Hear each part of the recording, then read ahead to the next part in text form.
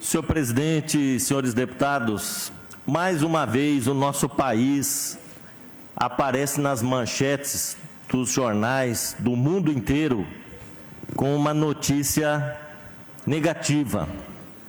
O desaparecimento de um indigenista, funcionário da FUNAI, e o desaparecimento de um jornalista inglês. E o desaparecimento dessas pessoas traz à tona a situação lastimável que o nosso país está vivendo quando se trata de proteção ao meio ambiente, proteção dos povos indígenas, proteção das comunidades tradicionais, proteção do povo que vive nas florestas. Mas eu quero começar lamentando essa situação para fazer aqui um registro sobre o Dia Mundial do Meio Ambiente, que foi comemorado agora no último domingo, dia 6 de junho.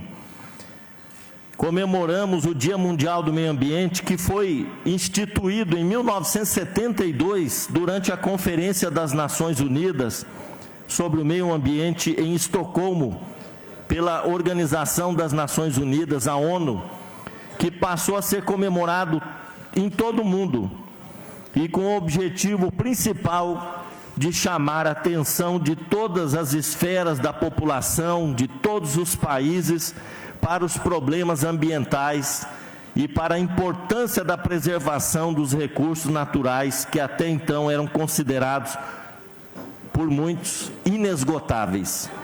As pessoas achavam que os recursos naturais poderiam ser utilizados, explorados, transformados, porque a natureza seria uma fonte inesgotável de recursos. E agora a humanidade descobriu que isso não é verdade, que ela pode destruir o meio ambiente e pode ter consequências irreversíveis, como, por exemplo, a extinção de espécies da flora, da fauna, como assoreamento de rios, como desmatamento, como mudanças no clima. E as pessoas estão percebendo que, se nós não cuidarmos do nosso planeta, do meio ambiente, nós poderemos ter sérios problemas no futuro, inclusive para a preservação da própria espécie humana. A partir dessa conferência de Estocolmo, iniciou-se uma mudança no modo de ver e tratar as questões ambientais ao redor do mundo, além de serem estabelecidos princípios para orientar a política ambiental em todo o planeta. Apesar do grande avanço que a conferência representou, nós podemos afirmar que, sem medo de errar, que a questão ambiental é hoje, mais do que nunca, uma preocupação que deve ser considerada como prioritária e urgente.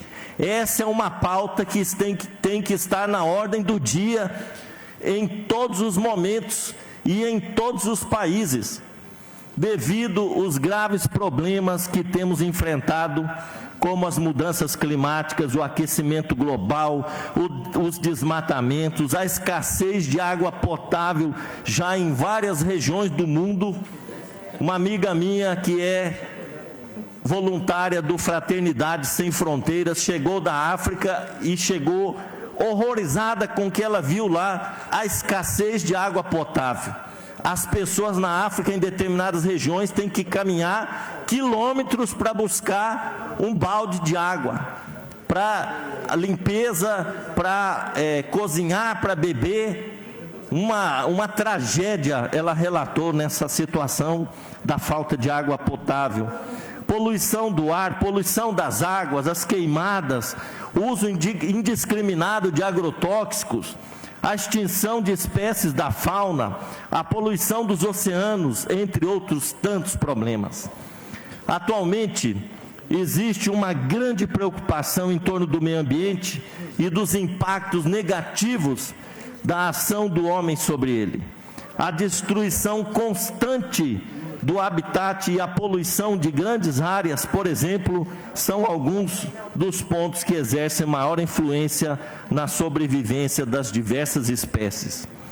E tendo em vista o acentuado crescimento dos problemas ambientais, muitos pontos merecem ser revistos, tanto pelos governantes quanto pela população, para que os impactos sejam diminuídos. Se nada for feito, o consumo exagerado dos recursos e a perda constante de biodiversidade poderão alterar consideravelmente o modo como vivemos atualmente, comprometendo inclusive a nossa sobrevivência. A gente sempre fala na importância da educação ambiental, que cada um tem que fazer a sua parte, separar o lixo, economizar água, não promover queimadas, da importância do uso correto e moderado dos nossos recursos naturais. Tudo isso é muito importante, mas não basta, não basta. Esses problemas e outros poderiam ser evitados com uma legislação ambiental séria, com o cumprimento da legislação, porque não basta ter lei, ela tem que ser cumprida, e com políticas públicas voltadas à preservação ambiental, com fortalecimento dos órgãos de preservação ambiental. E se os governantes e a população se conscientizassem das suas responsabilidades com o futuro do planeta. O nosso país, nos últimos anos, só andou para trás na questão ambiental. Uma lástima, eu diria um crime que está acontecendo no Brasil em relação ao meio ambiente. Com Bolsonaro, a política ambiental no Brasil chegou ao fundo do poço. É uma vergonha internacional como esse governo trata a questão ambiental. Todos os dias matérias na televisão dando conta do desmatamento, das queimadas, dos garimpeiros na Amazônia, abrindo clareiras, poluindo os rios, e nada é feito. O governo, inclusive, enfraquecendo os órgãos de proteção e de fiscalização do meio ambiente.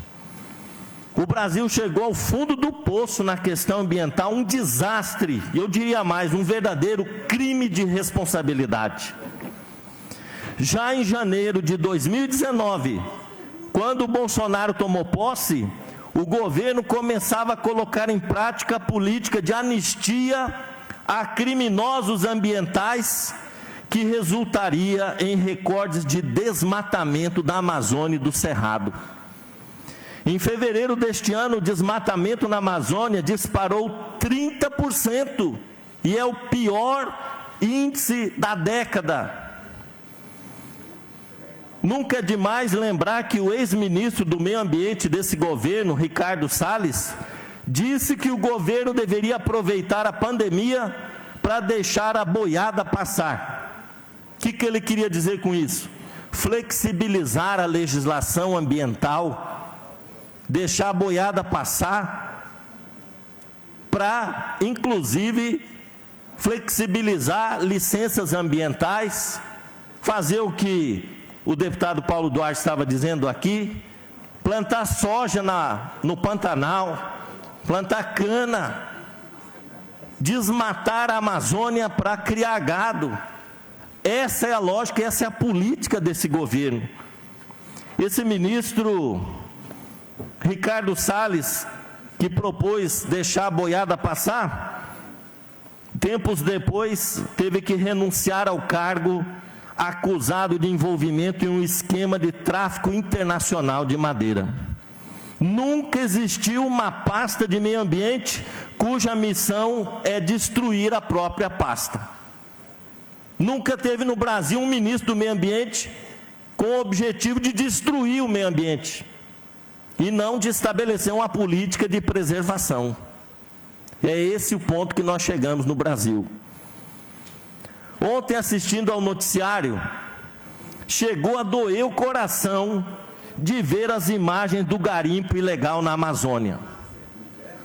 Um absurdo, um crime, um descalabro de ver aquelas áreas inteiras devastadas e a constatação da contaminação dos rios com mercúrio metal pesado em terras dos índios Yanomami.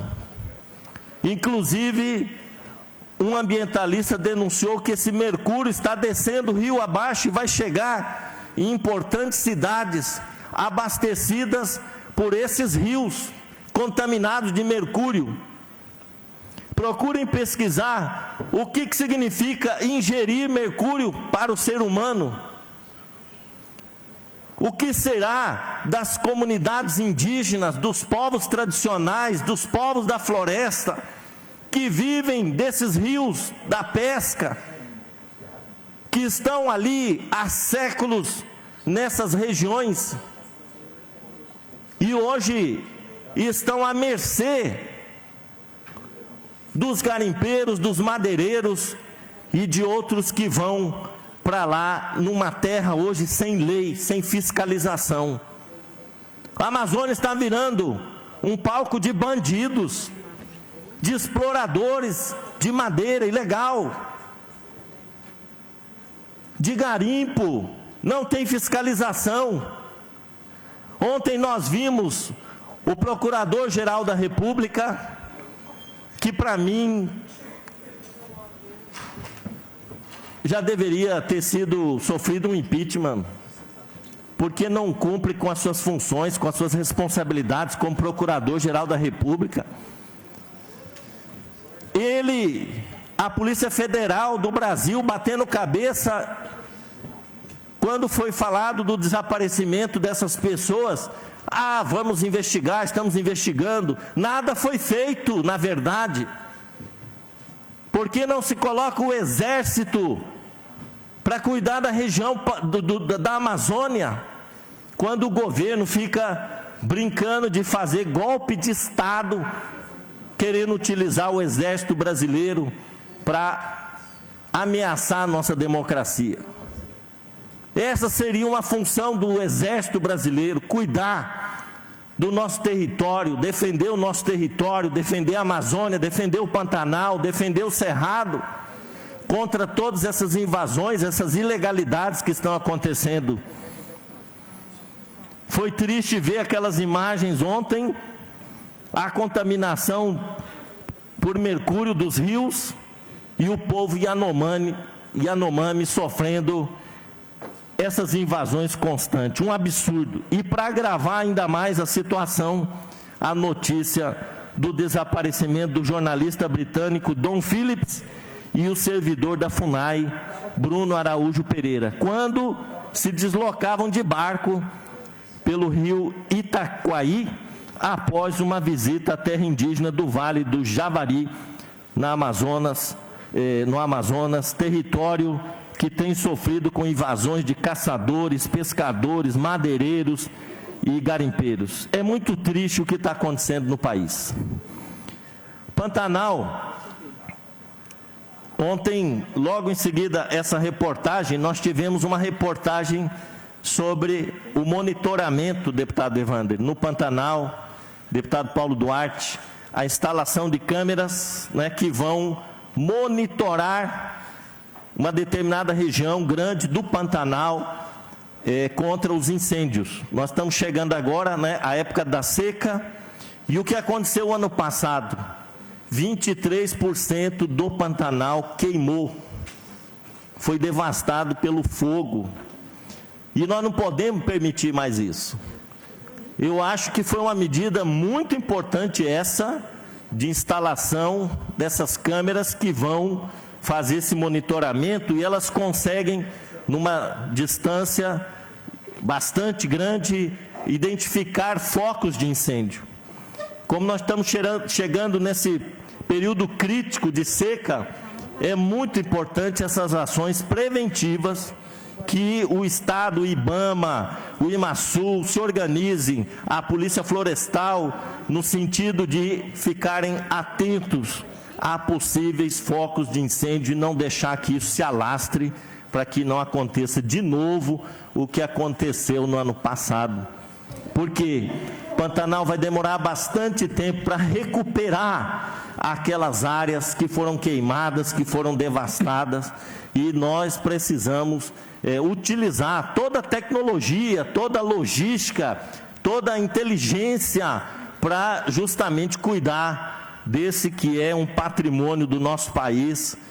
E como o deputado Paulo Duarte já falou aqui no início da nossa sessão, uma região que é muito cara, não só ao Mato Grosso do Sul, ao país e ao mundo, e todos do mundo vêm para cá para conhecer, para se encantar com as belezas, né, do nosso Pantanal. Mas para encerrar, senhor presidente, queria dizer que defender o meio ambiente não é só defender o direito à contemplação daquilo que a criação tem de mais bonito e exuberante, né? É defender a vida, é defender a vida. Nós, seres humanos, estamos dentro de um ecossistema que funciona de forma integrada e nós só teremos qualidade de vida, as futuras gerações, se nós preservarmos hoje aquilo que é de todos. Eu encerro aqui falando de um provérbio, não é bem um provérbio, de um ensinamento das comunidades indígenas. As lideranças indígenas dizem assim: nós pegamos a natureza emprestado e nós temos que devolvê-la para os nossos filhos, para os nossos netos. Para querer dizer, ninguém é dono da terra, ninguém é dono da natureza, ela é de todos. Nós estamos com ela emprestada para que nós possamos cuidar, proteger e devolver para as futuras gerações. Obrigado, senhor presidente.